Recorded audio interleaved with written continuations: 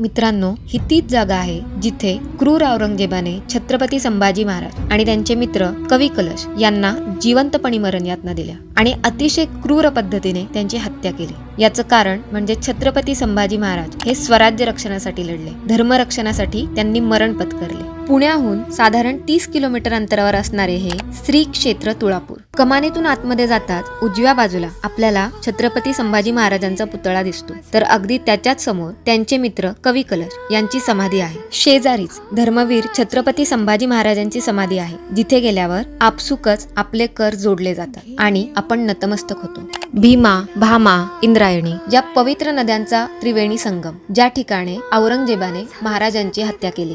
याच ठिकाणी औरंगजेबाने फक्त महाराजांचा शिरच्छेदच केला नाही, तर त्यांच्या शरीराचे अनेक तुकडे करून आजूबाजूच्या परिसरात ते तुकडे टाकून दिले। याच आवारामध्ये संगमेश्वराचे मंदिर आहे, ज्याचा जीर्णोद्धार शहाजीराजे यांनी केला होता। आजूबाजूच्या आवारात आणखीही काही शिवकालीन मंदिरे आहेत। मित्रांनो, ही अशी जागा आहे जिथे प्रत्यक्षात एकदा तरी भेट देऊन इथून प्रेरणा घेऊन धर्मरक्षणासाठी प्रत्येकाने आपले कर्तव्य बजावले पाहिजे। तर मित्रांनो, यापुढील श्री क्षेत्र वडूबुद्रुक या ठिकाणाची माहिती जाणून घेण्याकरिता पेजला नक्की फॉलो करा।